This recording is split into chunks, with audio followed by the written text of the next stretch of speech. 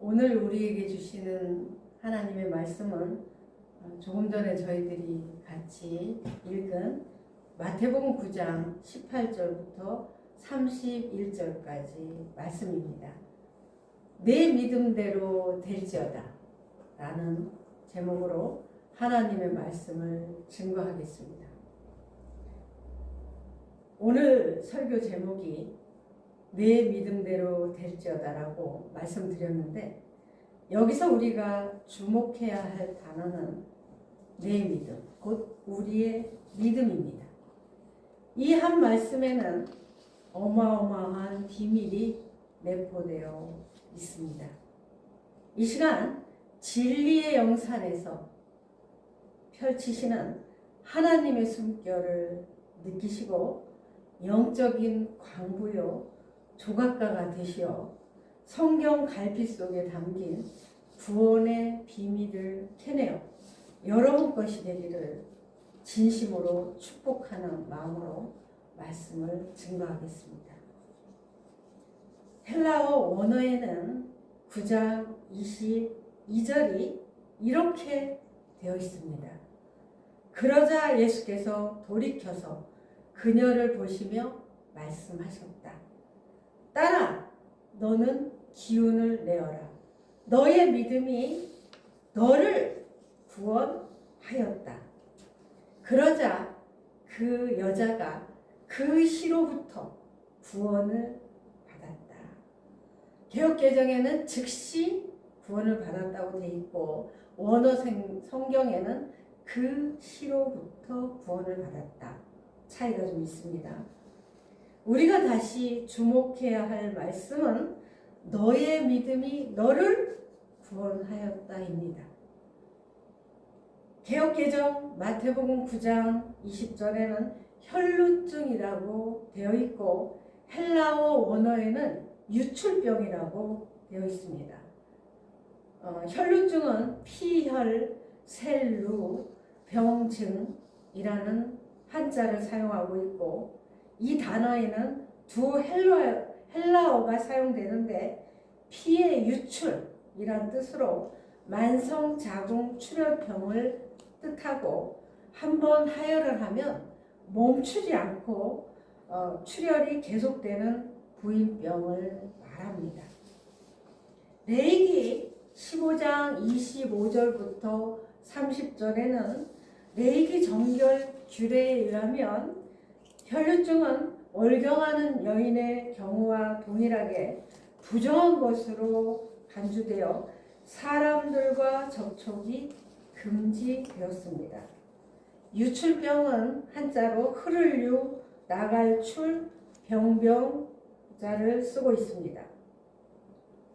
레위기 17장 11절에 육체의 생명은 피에 있음이라 라고 말씀하셨는데, 이 병은 유지될 수 없는 생명을 의미하고 있습니다.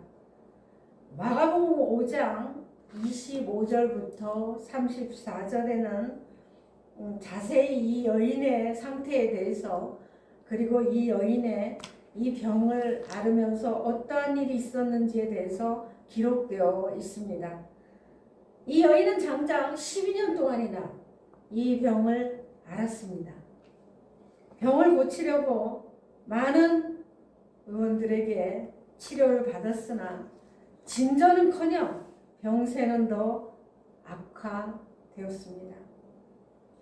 왜 우리들이 주변에서도 보면 누가 어디 아프다고 하면 주변에 많은 사람들이 이야기를 합니다. 이게 좋다, 저게 좋다, 이렇게 얘기를 하듯이 이 여인도 그랬던 것 같습니다. 주변 사람들이 소개해주는 용한 곳을 쫓아다녔지만 전혀 소용이 없었습니다. 그러다 보니 갖고 있던 재산도 다 잃었습니다. 여인은 만성 출혈로 극심한 피로와 빈혈로 생명의 위협까지 종종 느끼고 있었습니다. 이런 부분도 견디기 어려웠는데, 여인을 정말 더 견디기 힘들게 한 것은 정신적으로, 영적으로 사회적으로 고립된 상태가 더 이 여인을 힘들게 했습니다. 앞에서도 말씀드렸듯이 율법상 부정한 자 취급을 받았고 사람을 접촉할 수도 없고 예배 공동체에서 배제되었을 겁니다. 그런데 이 여인이 예수님 소문을 들었습니다. 죽은 자도 살리시고 병든 자를 많이 고치셨다는 소문을 듣게 됩니다. 이 여인은 마치 홍해 앞에 선 이스라엘 백성처럼 앞으로 나갈 수도 없고 뒤로 물러날 수도 없는 벼랑 끝에 선 사람처럼 마지막 희망인 예수님을 만나는 길만이 자신을 죽음에서 생명을 얻는 길임을 절감하고 예수님을 만나기를 학수고대 했습니다. 여인은 예수님의 옷자락만 만져도 완벽하게 완치될 것을 굳게 믿고 자신의 생명을 걸고 믿음으로 주님의 옷자락을 살짝 만졌습니다. 그 순간 놀라운 일이 일어났습니다. 그 순간 그녀의 병이 즉시 완치되었습니다. 여기서 예수 그리스도의 겉옷은 예수님의 의로운 행위를 상징하고 옷슬은 하늘에 속한 다스림을 상징합니다. 하늘에 속한 다스림을 받는 예수 그리스도의 행위에서 나온 미덕이 병을 고치는 능력이 되었습니다.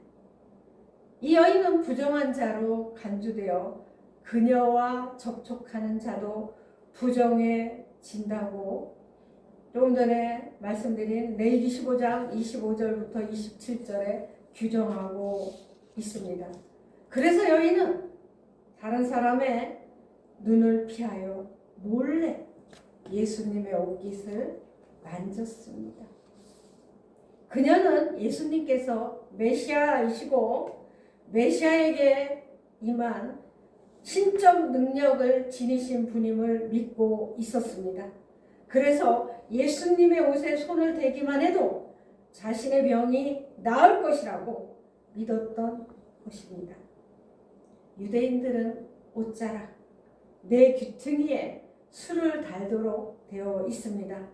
민수기 15장 38절부터 41절에 말씀하고 계십니다.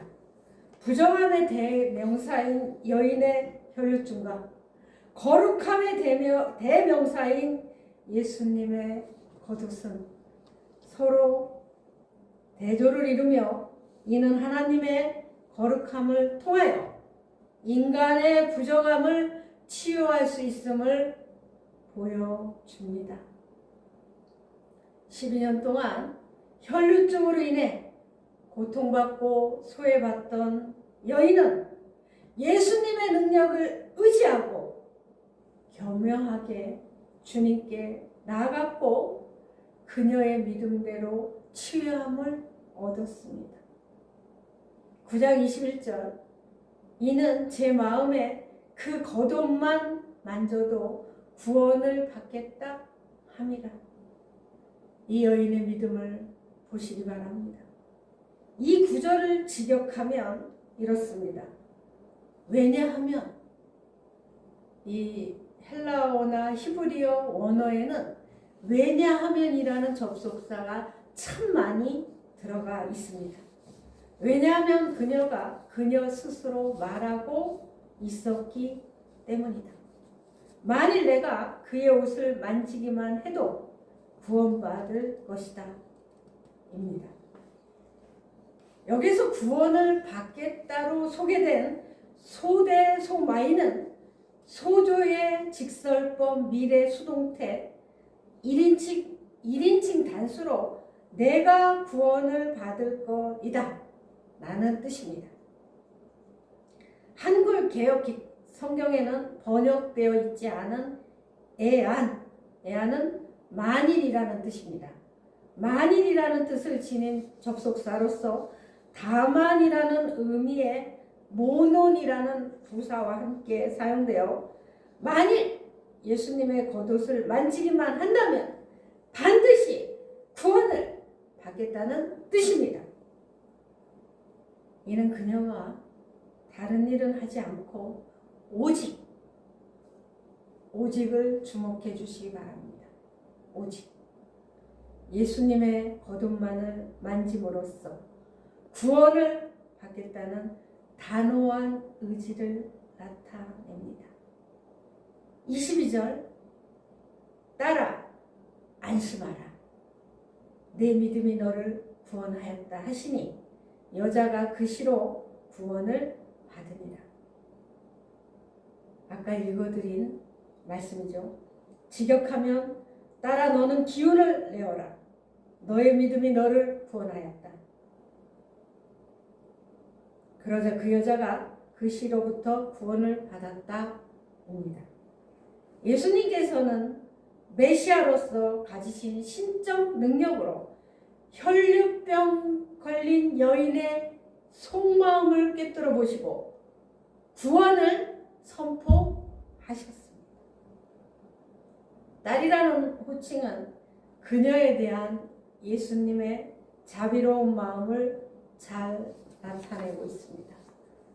저도 올해 1월 13일 오전 10시 10분에 저에게 주님께서 딸아 이제 예배당을 알아봐라 이렇게 말씀하시고 한 달도 안 돼서 이 아름다운 예배당을 주셨습니다.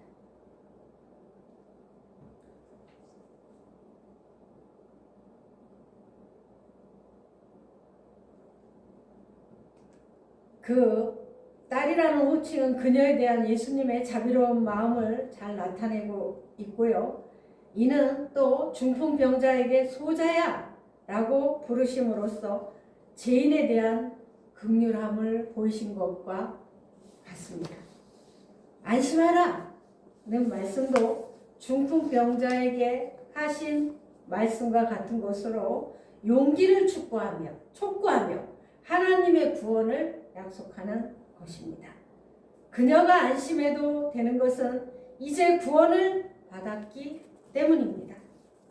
그리고 예수님께서는 예수님의 겉옷이 신비한 능력을 발휘해서가 아니라 그녀가 믿음으로 구원을 받았음을 분명히 밝히십니다. 마가와 누가는 이 사건을 좀 더 자세히 다루어 여인이 예수님의 옷에 손을 대자마자 병이 나았고 그 후에 예수님께서는 자신의 옷에 손을 댄 여인을 찾아 그녀의 구원을 선포하신 것으로 기록을 하였습니다. 그러나 마태는 예수님께서 그녀의 마음을 꿰뚫어 보시고 여인의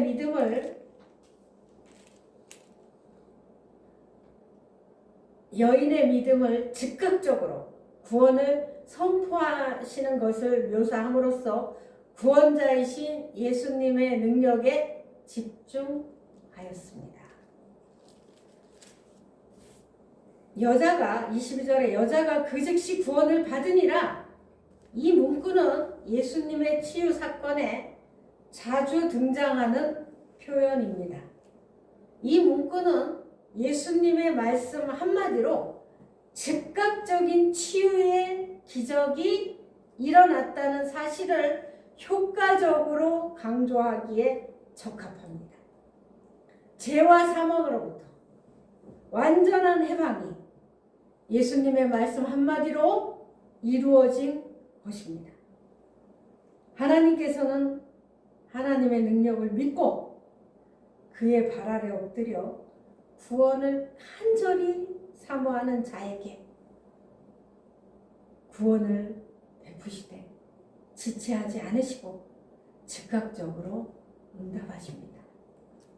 그러므로 우리는 은혜의 때를 잘 분별해야 할 것이며 구원의 때를 놓치지 말아야 합니다. 지금까지 본문 말씀을 보면 여인에게 내 믿음이 너를 구원하였다 라고 말씀하셨습니다. 다시 말하면 여인은 구원받을 만한 믿음이 있었기에 구원을 받은 것입니다. 여기서 우리는 오늘 말씀의 핵심 단어인 내 믿음, 즉 우리 각자 소유하고 있는 믿음이 너무도 중요함을 알게 됩니다. 한 가지 예화를 말씀을 드리겠습니다. 어느 공장에서 실제로 전해 내려오는 이야기입니다. 한 남자 직원이 야간 근무를 마치고 나오는 길에 대형 냉동 창고 안에 실수로 갇히는 사고가 발생했습니다.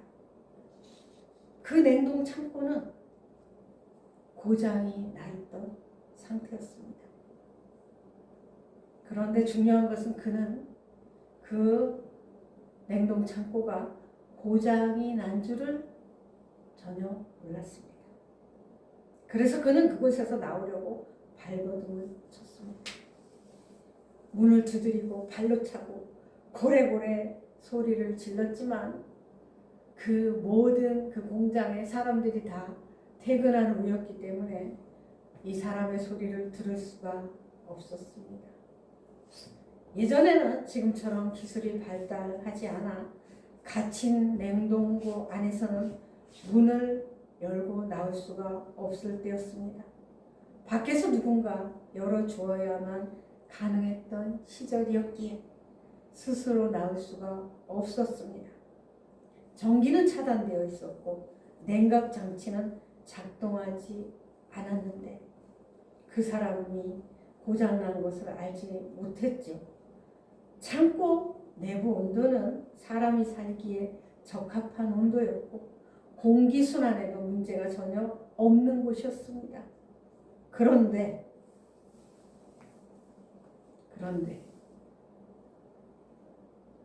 다음날 아침 저는 책을 읽을 때나 또 말씀을 들을 때 그런데라는 접속사가 나온 뒤에는 더 주목을 하게 됩니다. 그런데 다음날 아침 그 사람은 안타깝게도 차갑게 굳은 시신으로 발견되었습니다.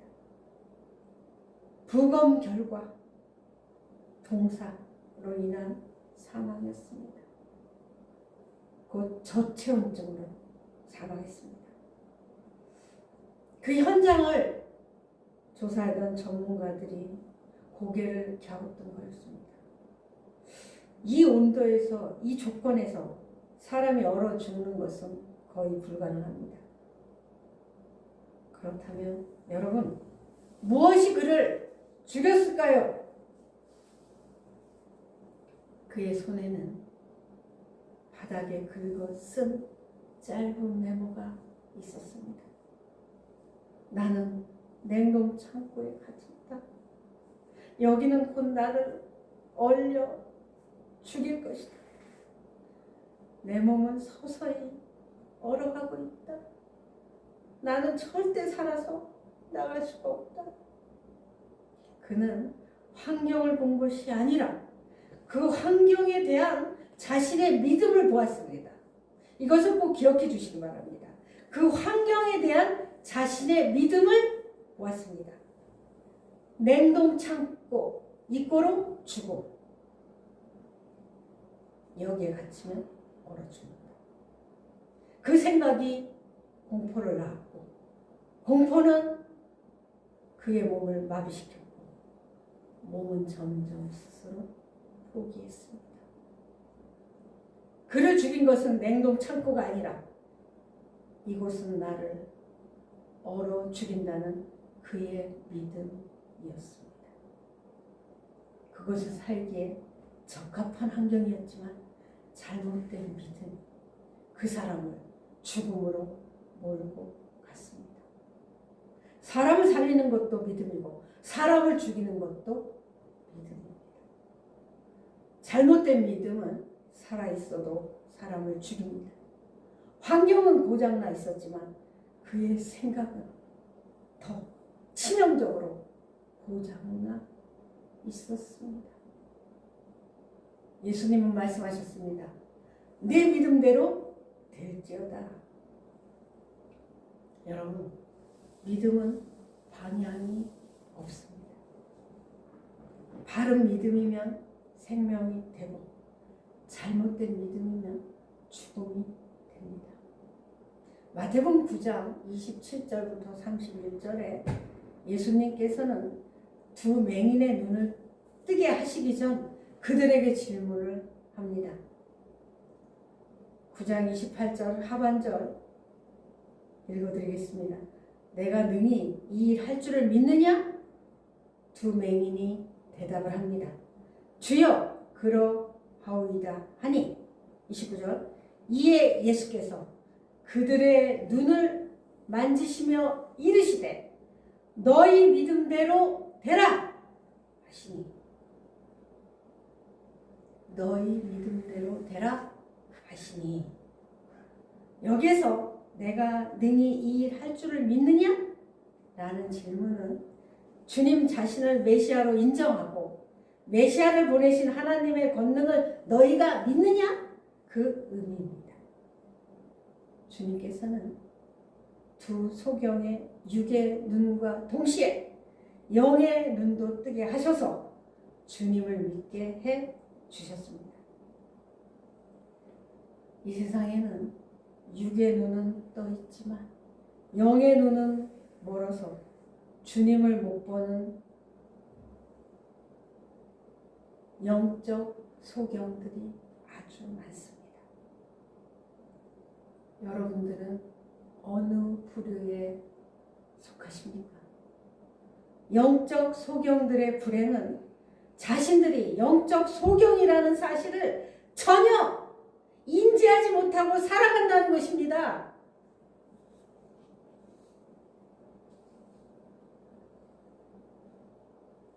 사랑하는 성도 여러분, 맹인들에게도 너희의 믿음대로 되라. 오늘 설교 말씀의 핵심 문장입니다. 여러분은 현재 어떤 믿음을 소유하고 계십니까? 또한 매일 매 순간 어떤 믿음의 말을 하고 살고 계십니까? 여러분은 지금 사실이 아니라 내가 믿고 있는 생각 때문에 멈춰서 있지는 않으십니까? 주님께서 왜 오늘 우리에게 이 말씀을 주셨을까요? 4살, 5살 어린아이가 생활비 걱정을 하고 경제 걱정을 하지 못합니다. 다만 이 어린아이들은 엄마가 해주는 밥을 잘 먹고 잘 놀고 잘 잡니다. 아이들은 잘 먹고 잘 잘 때 무럭무럭 성장합니다. 저의 손녀도 잘 먹고 잘 놀고 잘 자는데 키가 또래보다 상위 1%에 속한다고 며느리가 이야기를 한 적이 있습니다. 창조주이신 하나님께서 나의 아버지이신 것을 진정으로 믿으면 그분 안에서 누리는 삶을 사는 것이 기본입니다. 왜냐하면 이 세상 모든 것이 아버지 것이고 나는 그분의 자녀이고 상속자이고 신부이기 때문입니다. 예수님께서 십자가에서 온 인류의 죄를 대속해 주셨기에 우리의 신분이 회복되었습니다. 대리 통치자로 다시 회복되었습니다. 저는 삶 속에서 하나님께서 제게 주신 대리 통치자의 삶을 영위하고 있습니다. 주님께서 주신 믿음입니다. 여러분, 우리는 오늘 믿음이 얼마나 중요한지를 보았습니다. 저에게는 주님께서 주신 선물이 있습니다. 그 선물이 뭐냐 하면 어린아이와 같은 순수한 믿음을 주셨습니다. 그래서 주변 분들이 급한 기도 제목이 있으면 저에게 기도 부탁을 합니다. 예를 들어서 저는 하나님이 주신 선물로 인해서 믿고 구하면 받은 줄로 알라 이렇게 말씀하셨기 때문에 이 어떤 것을 기도할 때 이 환경적으로는 도저히 이루어지지 않는데 믿고 구하면 받은 줄로 알라 하셨기에 이 말씀을 의지하고 이미 주신 것에 이 제 앞에 그것이 있진 않지만 주신 것에 감사합니다 라고 감사 기도를 미리 감사를 합니다. 이 아름다운 예배당도 그렇게 주님이 주셨습니다.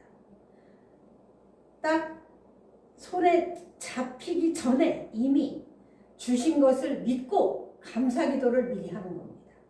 그렇게 살아왔고 지금도 살고 있습니다. 이것이 주님이 저에게 주신 선물입니다. 마치 어린아이가 엄마가 마트에 가서 맛있는 거 사온다고 이야기하면 죄송합니다. 아이는 단 0.1%의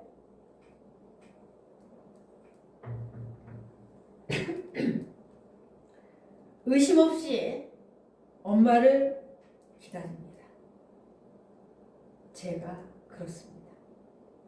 그래서 지금까지 주님을 섬기면서 정말 헤아릴 수 없는 많은 기도응답을 받았고 지금도 그런 축복을 매일 받고 기쁘게 살아가고 있습니다.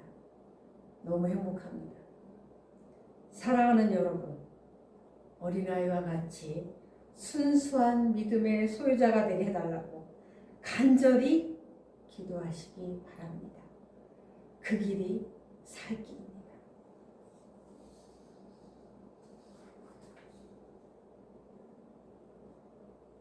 이제 말씀을 마무리하겠습니다. 환경이 인생을 결정하지 않습니다. 믿음이 인생을 결정합니다.